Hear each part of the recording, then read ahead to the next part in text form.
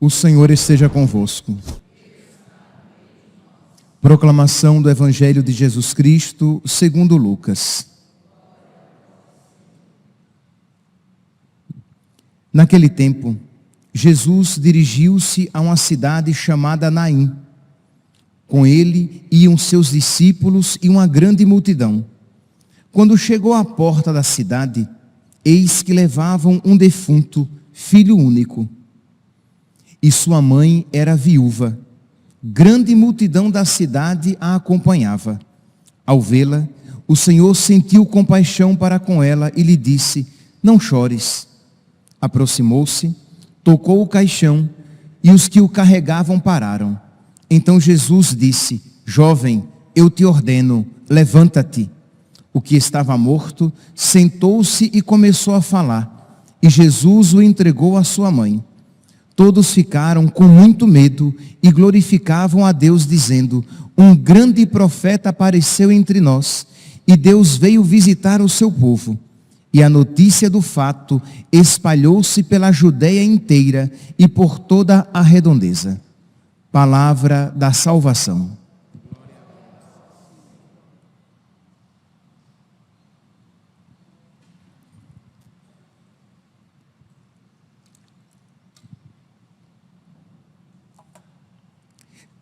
Caríssimos irmãos e irmãs, o Evangelho de hoje, ele está presente apenas em São Lucas. É uma daquelas passagens próprias de São Lucas. E nós podemos hoje fazer duas aplicações desse Evangelho. Uma aplicação histórica, entender o que aquilo historicamente significou, e depois vamos fazer uma aplicação espiritual segundo os padres da igreja. A aplicação histórica é a seguinte: diz aqui que em uma cidade chamada Naim, Jesus estava indo para esta cidade e uma grande multidão o seguia. Quando ele chegou à porta da cidade, geralmente os cemitérios eram colocados fora da cidade. Então, quando ele chegou à porta da cidade de Naim, estava saindo da cidade um outro cortejo, tendo a viúva, com o seu filho único morto, ela indo enterrar o seu filho. E ela não tinha pedido nada. A passagem aqui não diz sequer que ela olha para Nosso Senhor, mas a passagem diz que Nosso Senhor olha para ela. Nosso Senhor viu aquela mulher sofrida, sofrendo, e se enche de misericórdia para com ela. Por quê? Essa mulher recebeu este olhar gratuito de Nosso Senhor. Ela não pediu a sua misericórdia, ela não lhe dirigiu palavra alguma, mas Nosso Senhor olhou para ela com misericórdia, porque, meus irmãos, ela não tinha mais ninguém. Primeiro, ela era viúva. Como ela era viúva, ela não podia, ela não tinha como sustentar a sua casa, já que o sustento da sua casa viria do seu marido. Mas ela era viúva. Então, o filho iria sustentar a casa, mas o seu filho único acabara de morrer. Então ela estava entregue à própria sorte, ou melhor, ela estava entregue à misericórdia de Deus. E Deus viu o sofrimento daquela mulher, como Ele vê o nosso sofrimento. E Deus se antecipa e vai ao seu encontro, toca o caixão e diz àquele jovem: levanta-te. E o jovem retorna à vida, e nós podemos imaginar Mas podemos, com certeza, imaginar o coração, a alegria do coração daquela mãe de receber o seu filho novamente. Pois bem, este, digamos, foi o evento histórico, aquilo que aconteceu e que nos mostra a misericórdia de nosso Senhor. Mas muitos padres da igreja, lendo esta mesma passagem, eles faziam também uma outra leitura. Viam nesse jovem morto a nossa alma, o nosso estado espiritual. Meus irmãos, existem duas realidades, né? Existem duas aplicações para a realidade vida, para a palavra vida. Existe a nossa vida humana e existe a vida divina recebida por nós desde o nosso batismo. Então aquele jovem morto simboliza não mais a vida biológica morta, mas a vida divina perdida. Por quê? Porque, meus irmãos, desde o pecado dos nossos primeiros pais, foi instaurada em nós uma desordem. Quando os nossos primeiros pais pecaram, nós que fomos criados por Deus e para Deus, e somente em Deus haveremos de encontrar a felicidade, como diz lá o catecismo no número 27, né?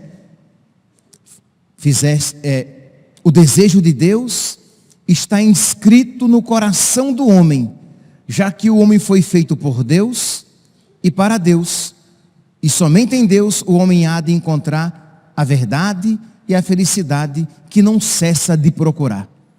Então, em nós existe este desejo, só que com o pecado dos nossos primeiros pais, houve uma desordem, de modo que nós já não fazemos o bem que queremos, como diz São Paulo, eu vejo o bem que eu quero, mas eu faço o mal que eu não quero.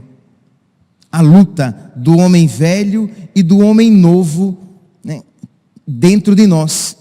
Então, esta luta, ela é aqui de alguma maneira representada nesta morte espiritual, né, desse velório que sai da cidade e daquela procissão que entra na cidade. O velório, né, aquela procissão de morte, com a viúva à frente, e a procissão de vida, que é de Jesus com os discípulos que entram na cidade. E este encontro da morte e da vida são esse sinal deste encontro que acontece também em nós, da morte e da vida. E nós precisamos, meus santos, pedir a Deus que a sua graça venha em nosso socorro. Da mesma maneira que Jesus parou aquela procissão de morte, tocou aquele caixão e disse àquele jovem, levanta-te. Nós precisamos pedir a Deus que Ele pare todo o movimento de morte que existe em nós, todo movimento de rebeldia contra Deus que possa existir em nós, toda situação aparentemente perdida e sem solução que exista em nós. Precisamos pedir a nosso Senhor que, da mesma maneira como Ele parou aquela procissão e deu a vida novamente àquele jovem, que Deus conceda a vida a nós e àqueles por quem rezamos. Estamos fazendo esta quaresma de São Miguel e acredito, meus santos, que desde o início nós temos várias intenções no nosso coração. Intenções para nós, intenção para outros. Pedimos a Deus por nós, talvez olhando para dentro de nós, vejamos situação de morte, de incapacidade de amar, de apego a vícios e pecados, e às vezes situações para as quais humanamente não há mais solução. Isto é, você olha e você já não tem mais esperança de uma mudança daquela situação, da mesma maneira que aquela viúva que ia com o seu filho morto, já não tinha mais esperança nenhuma de que ele retornasse à vida. Ele estava morto.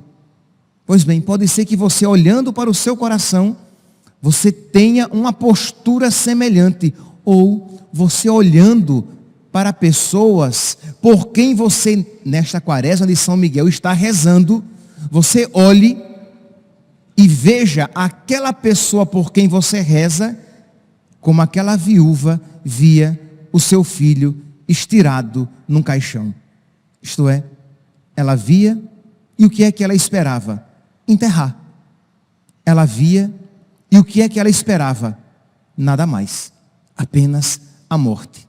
Então pode ser que você também, preso apenas às circunstâncias humanas, você olhe para aquelas pessoas por quem você reza, e embora você reze, você não tenha mais esperança. E você hoje, diante desta palavra, você é chamado a esperar primeiramente em Deus. São Gregório Narek tem uma frase, eu não sei se eu sei que eu falei em alguma missa, acho que eu não falei aqui. Mas São Gregório Narek tem uma frase que ficou martelando na minha cabeça durante vários dias na semana passada. E ele dizia assim, que Deus torna fácil e possível aquilo que nos é impossível. Deus torna fácil e possível aquilo que nos é impossível. E eu fazia essa precisação. Ele não diz que Deus torna possível o que nos é impossível. Ele diz mais. Deus torna fácil e possível aquilo que nos é impossível. Se ele só dissesse que Deus torna possível aquilo que nos é impossível, nós, que não poucas vezes nos sabotamos a nós mesmos na nossa vida espiritual, poderíamos dizer, é possível, mas é difícil. Mas São Gregório diz, Deus torna fácil e possível aquilo que nos é impossível. Então vamos lá, meus irmãos, vamos abrir o nosso coração e suplicar a intervenção de Deus. Pode ser, repito, que você olhe para a sua vida espiritual, para a sua alma, e você já se veja num féretro, você já se veja num caixão, já se veja numa situação de morte. Isto é, você não tenha mais tanta esperança na sua vida espiritual, na sua possibilidade de você amar de verdade a Deus com todo o seu coração, com todas as suas forças, com toda a intensidade, com toda a sua mente, mas ter no máximo uma vida medíocre com Deus. Espere em Deus. Deus torna possível, Deus é capaz de fazer fácil e possível aquilo que é impossível a você. Pode ser também que você esteja numa situação de pecado tal que você não veja nem solução de saída. Você não pode, devido ao seu estado, você não pode se confessar, você não pode muito menos receber a Eucaristia, você não vê solução de saída. Então reze, dobre os seus joelhos e suplique a divina misericórdia que abra, que desbrave um caminho na mata fechada. Isto é, você não vê solução, que a divina misericórdia crie uma solução. Faça aparecer uma solução para que o estado da sua vida, da sua alma seja mudado e para que você retorne à amizade com Deus.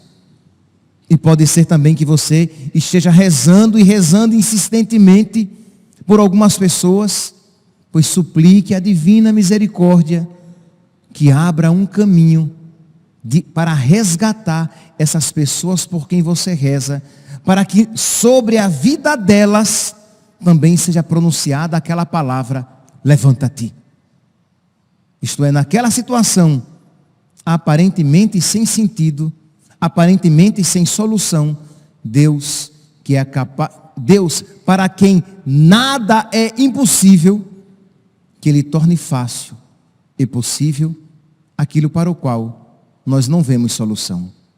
Peçamos, meus irmãos, isto com toda a confiança, sabendo que Deus quer nos conceder a nós estas graças muito mais do que nós a queremos receber, porque Deus quer que todos nós nos salvemos e cheguemos ao conhecimento da verdade. Louvado seja nosso Senhor Jesus Cristo, para sempre seja louvado.